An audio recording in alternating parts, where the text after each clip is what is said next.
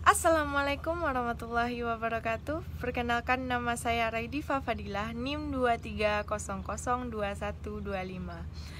Saya dari Prodi Administrasi Pendidikan Fakultas Ilmu Pendidikan Universitas Negeri Padang. Pada kesempatan kali ini saya akan membahas tentang komunikasi verbal dan komunikasi nonverbal. Apa itu komunikasi verbal dan komunikasi nonverbal? Seperti apa penggunaannya? Seberapa penting makna keduanya? Mana yang lebih penting ketika harus dimanfaatkan pada kondisi-kondisi tertentu? Komunikasi adalah proses penyampaian informasi dari komunikator ke komunikatan dengan menggunakan bahasa verbal maupun nonverbal. Jadi kadang-kadang dua hal ini tidak dapat dipisahkan. Seperti saya berbicara pada saat sekarang ini adalah termasuk verbal, dan gerakan-gerakan saya itu adalah termasuk nonverbal. Komunikasi dikatakan efektif apabila seseorang yang terlibat dalam komunikasi dapat menyerap makna inti dari komunikasi, menyerap informasi yang disampaikan oleh komunikator, maka itu dikatakan efektif. Dan sebaliknya, jika komunikasi terjadi mispersepsi atau mismakna, maka itu dikatakan gagal. Selanjutnya, dari pengertian bahasa komunikasi verbal, kata dasarnya itu adalah verb. Artinya, kata jadi komunikasi atau penyampaian pesan, message atau informasi dengan menggunakan kata melalui rangkaian-rangkaian kata bahasa ke dalam satu pola yang memiliki arti atau makna secara tertulis maupun lisan. Komunikasi nonverbal merupakan tindakannya dan atribut-atribusi lebih dari penggunaan kata-kata yang dilakukan oleh seseorang komunikator kepada seseorang atau pihak lain melakukan pertukaran makna atau penyampaian umpan balik. Jadi akan ada atribut-atribut atau simbol yang mana berarti sesuatu makna yang dapat disimpulkan dari simbol-simbol tersebut. Pandangan mata untuk meyakinkan, mimik wajah ketika marah, ketika serius, penekanan memberikan bold pada setiap kalimat itu nonverbal. Gerakan tangan memperkuat apa yang disampaikan. Body language adalah bahasa nonverbal.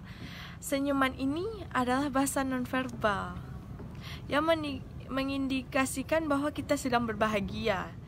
Maka komunikasi itu adalah satu kesatuan utuh antara verbal dan nonverbal.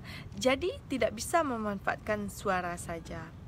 Banyak sekali kondisi persepsi yang terjadi ketika seseorang menyampaikan pesan melalui WA atau SMS, karena kita tidak melihat keseluruhan makna atribut yang dimanfaatkan, yang digunakan melalui bahasa nonverbal oleh si komunikator. Dalam bahasa WA itu, orang yang menyampaikan halus bisa jadi diterima kasar oleh kita. Selanjutnya, unsur-unsur penting dalam komunikasi verbal. Yang pertama itu unsurnya adalah bahasa itu sendiri. Pada dasarnya, bahasa merupakan satu sistem lambang yang memungkinkan orang berbagi informasi atau berbagi makna tentang satu hal. Lambang bahasa yang digunakan yang digunakan adalah bahasa verbal lisan, tulisan, ataupun elektronik. Contohnya berupa WA, SMS, dan lain sebagainya. Yang kedua, adalah kata. Kata merupakan unit. Unit berarti bagian terkecil dari lambang. Kalau lambangnya adalah kalimat, maka unit terkecilnya tentu adalah kata. Dalam bahasa, kata adalah lambang yang melukiskan orang, yang melukiskan benda, kejadian atau kata. Jadi kejadiannya adalah contoh terbakarnya api begitu besar, maka dilambangkan kejadian itu dengan memanfaatkan lambang berupa kata kebakaran. Selanjutnya, unsur nonverbal. Non berarti yang bukan kata-kata. Selagi bukan kata-kata, maka dia masuk ke dalam kategori nonverbal. Kategori komunikasi nonverbal, kategorinya adalah yang pertama pribadi, yaitu individu. Contohnya kebiasaan seseorang mengedipkan mata. Yang kedua kategori budaya.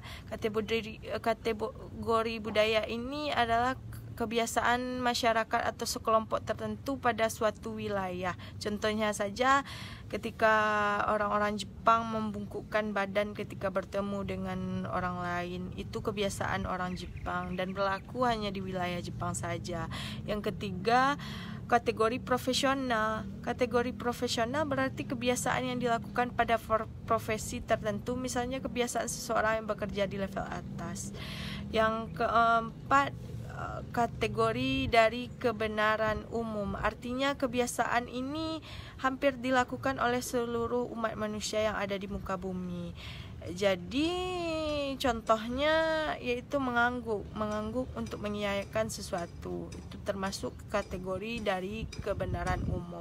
Yang terakhir yaitu random. Random artinya memang acak, tidak mengubah pesan. Misalnya ketika seseorang berbicara lalu bersin, itu tidak akan mengubah pesan nonverbal. Selanjutnya, 5 fungsi pesan nonverbal yang dihubungkan dengan pesan verbal. Jadi ketika verbal, sekarang gerakan tangan saya, gerakan body language saya, pandangan mata saya, tekanan suara saya, intonasi saya, mimik muka saya, gestur yang muncul secara keseluruhan itu punya 5 fungsi. Fungsi pertama disebut sebagai repetisi. Apa itu repetisi? Repetisi itu artinya mengulang-ulang gagasan informasi pesan yang telah disampaikan secara verbal.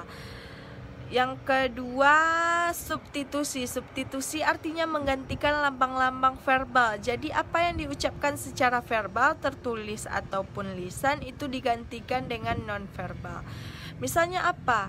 Sepatah kata tanpa harus bicara, mengeluarkan kalimat, bahasa atau kata apapun ketika memanggil orang, dan langsung melambaikan tangan. Yang ketiga, kontradiksi. Fungsi kontradiksi menolak pesan verbal dan memberikan makna lain terhadap pesan verbal. Contohnya memuji tapi kita menyibir. Sebenarnya orang tu nak cantik tapi kita katakan, cantiknya sekali kakak ini, padahal dia tidak cantik. Itu akan menyinggung perasaan orang lain. Yang keempat, komplimen, yaitu melengkapi, memperkaya makna pesan dari bahasa verbal dengan penggunaan nonverbal. Misalnya mimik wajah. Dan yang terakhir adalah asentuasi, yaitu menegaskan pesan verbal dan menggarisbawahi, misalnya mengungkapkan betapa jengkelnya Anda dengan memukul meja. Itu 5 fungsi. Masih berbicara atau menganalisis lebih jauh tentang komunikasi verbal dan nonverbal yang seringkali kita lakukan, tapi kadang-kadang kita enggak tahu maknanya. Komunikasi verbal di perusahaan atau organisasi memberikan informasi berkaitan dengan produk atau profilnya di berbagai media komunikasi verbal.